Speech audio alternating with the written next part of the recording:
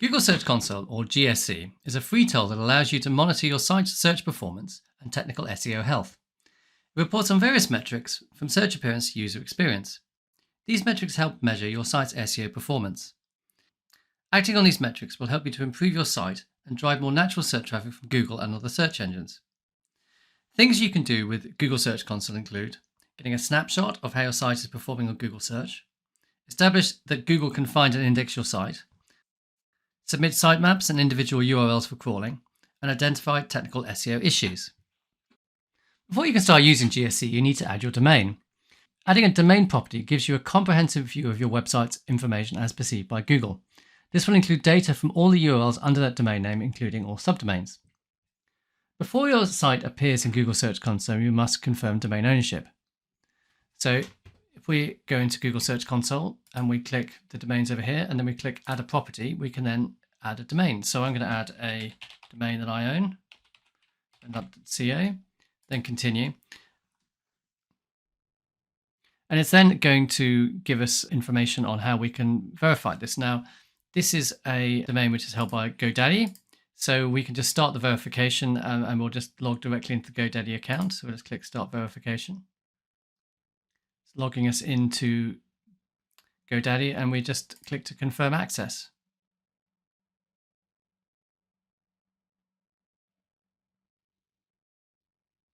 And now the ownership is verified. And then if I have a website using that URL, it will record information for that URL. Now, there are various other ways of doing that. If you're not using GoDaddy, if we add another domain, let's add trevorjin.com, continue. For this domain, it's recommending we do something called add a txt file to our DNS record, which is something that we have to specify on our registrar.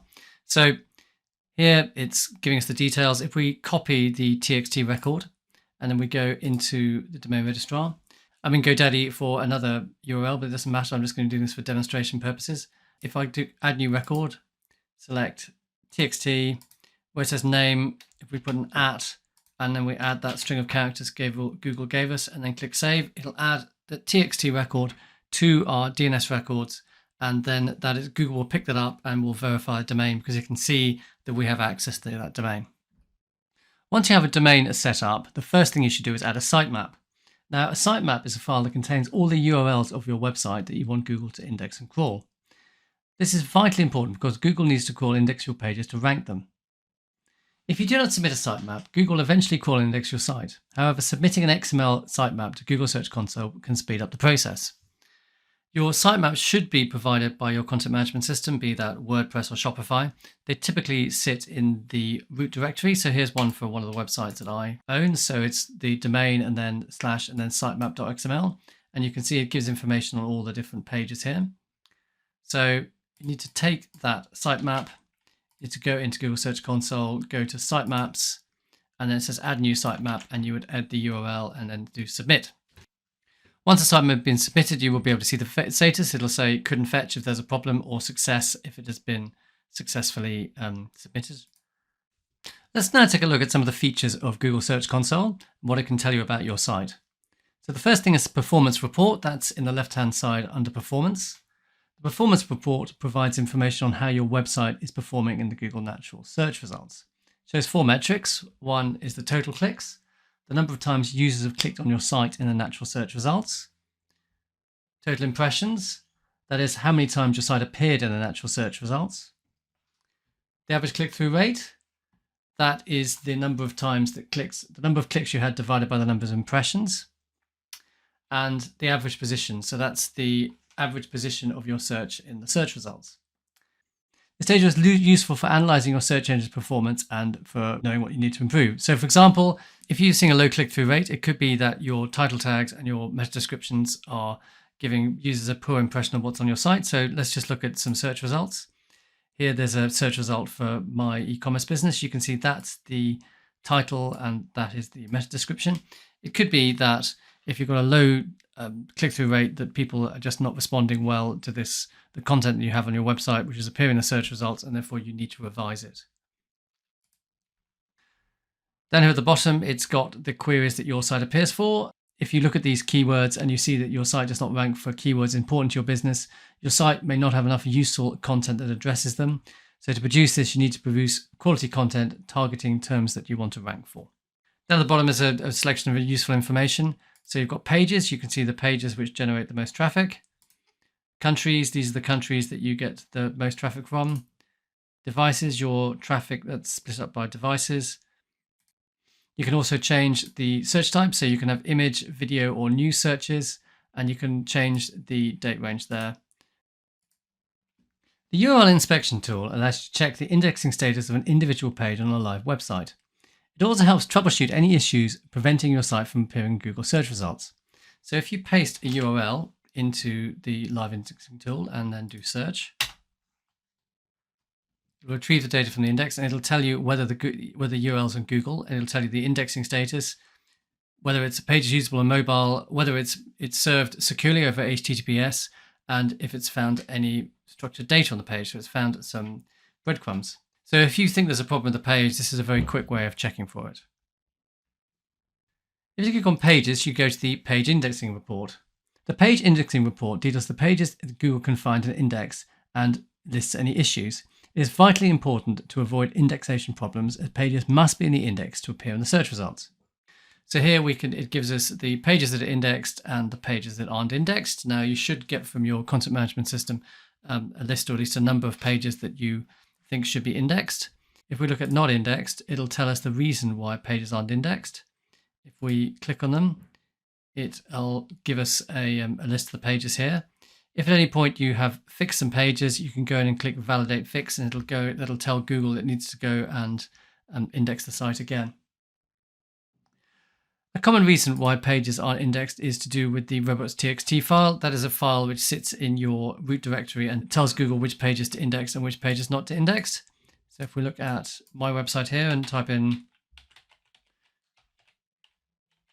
𝑱𝒐𝒊𝒏, then it gives us the 𝑱𝒐𝒊𝒏 file. Now, sometimes it's important to exclude places. For example, you may not want pages of duplicate content to be indexed.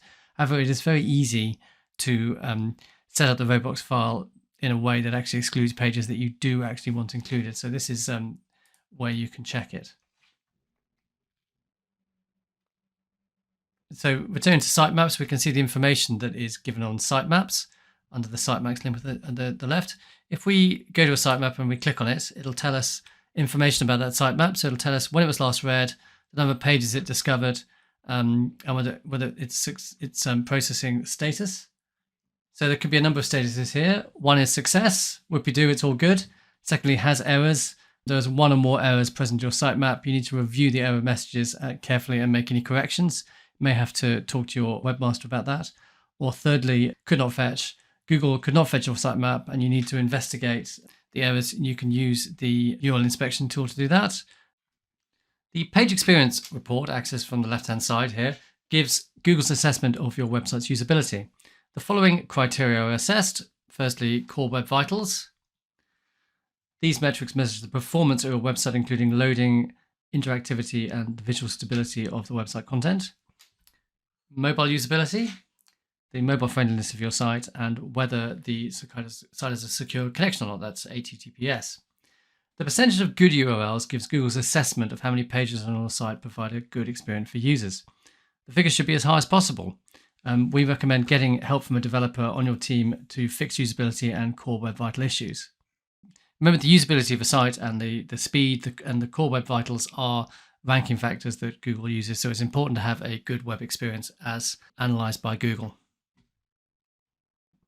The enhancement report details the structured data that Google has detected on your site, listing any errors. Talk to your website developer if you do not see the structured data you expect to report or the data is incorrect. Now over here we can see that the structured data is found on this site is breadcrumbs, FAQs, and the site link search box. So if we click on breadcrumbs, it tells us that there were no errors and there was 1,028 diff pages which had valid items. We can view data about the valid items here. It gives us the example of the pages that had valid items. Under security and manual actions, you will see if Google has actually penalized your site because it perceives that you are doing something against its rules. Google may issue a manual action if a site is in breach of Google spam policies. Website with manual actions, that is penalties, may rank much lower in the search results. In the worst cases, they may even be excluded from the results, leading to a huge loss of traffic. You will not get a manual penalty if you have followed best practice. However, if you do have issues stated in this report, that's bad news for your search engine performance, and you need to address the issue stated immediately. The links report lists your external links, that also known as backlinks, as discovered by Google. Backlinks are links on other websites that point to your domain and are an important ranking factor. The links report details the pages on your site that have the most internal links and external links on your site. So here it's got the top pages, these are the top pages that we're linked to.